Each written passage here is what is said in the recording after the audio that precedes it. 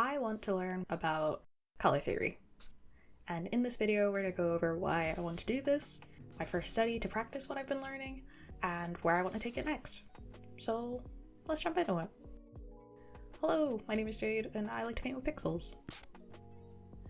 There's a couple of reasons I want to improve how I use color in my art. First, I've been using the same palette for the week daily doodles that I've been doing since I've started them. I based it off the colors you can get in a Posca paint markers set, but eventually made little tweaks here and there and added a few colors, but I'm still not 100% happy with it. I did find small ways to use the palette for interesting lighting, and a good example of this is from one of my drawings I did for Peachtober last year. That was last year. Oh my god, where is the time going?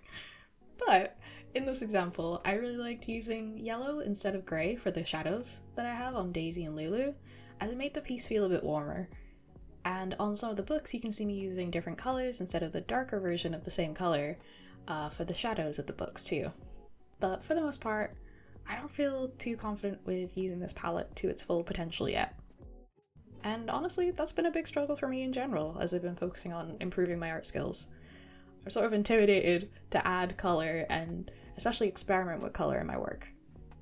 A good example of this is in my portrait practice.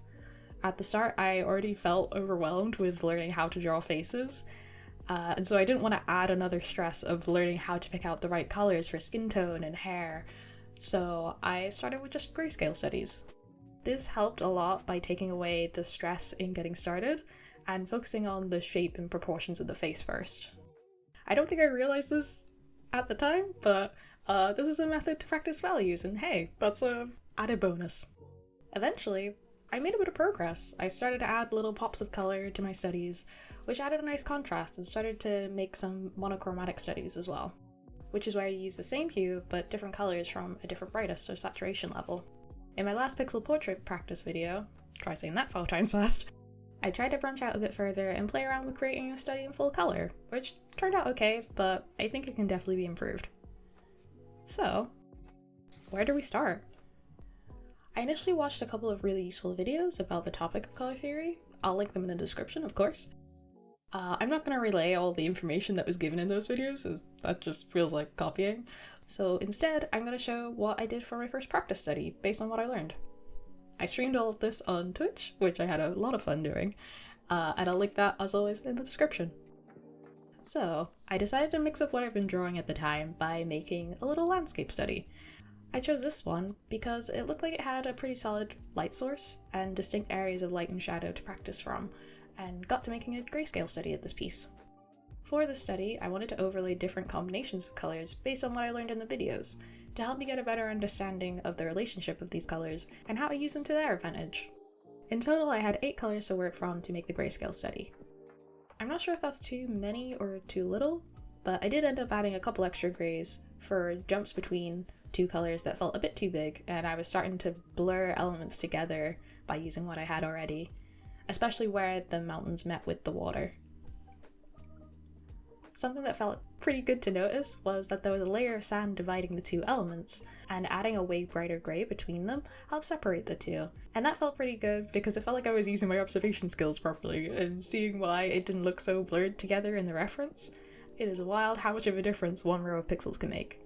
The grayscale study itself took the longest to do, but I think it was worth putting in the time here because it meant that when I overlaid the colours, I could highlight the particular details that I made in the original study. I learned how to add colours from a lovely person in chat, teaching me how to use the blend modes and layers, which is something that I've never used before. To access them in the program that I'm using, which is called PicSquare, I open up the Layers tab, I create a new layer, click on the layer that I've just made, and a menu should pop up on the side. I click on the second icon from the top, and there is all the layer options. The blend mode that I'm using for this exercise is called Color. And what this does allows me to draw over anything that is underneath the layer whilst keeping the value of the pixel underneath. So it essentially overlays a new color with the same value as you had before, and I found that it's very useful for testing out colors quickly on a piece.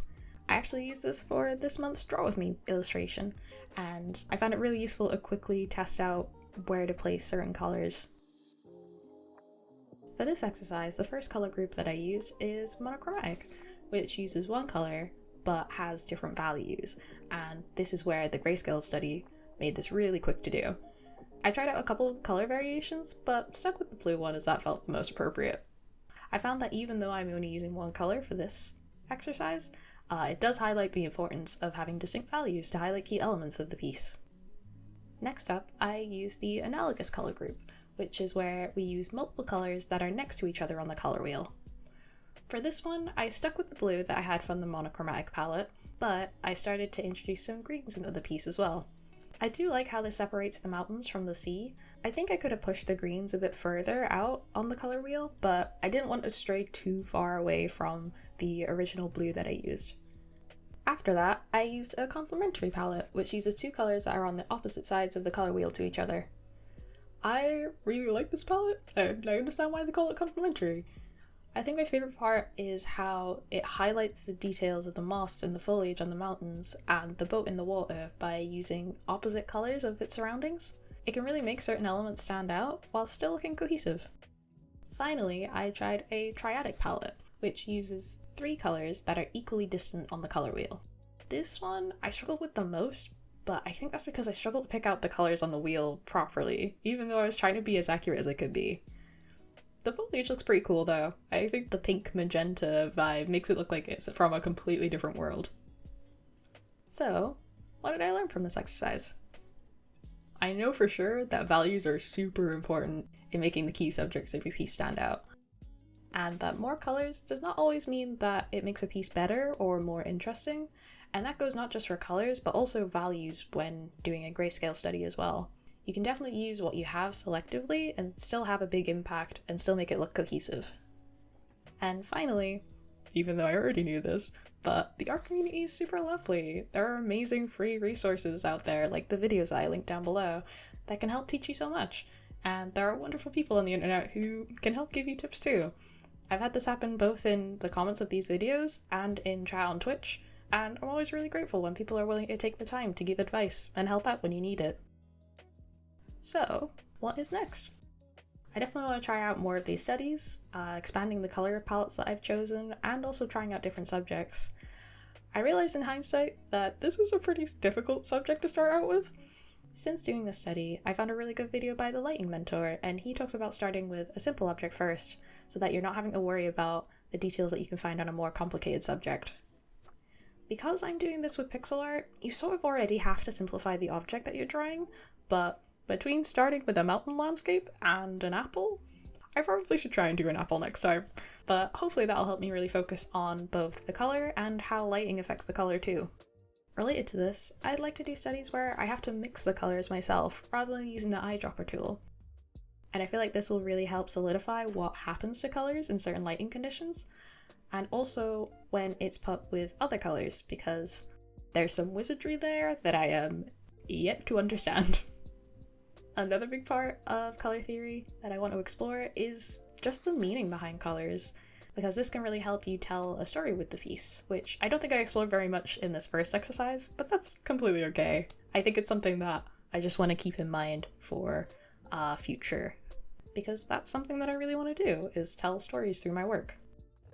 I know that this is only the beginning, and I'm certainly not going to become a master from one practice, but I thought it would be nice to put out the perspective of someone who's in the early stages of taking their art learning a bit more seriously.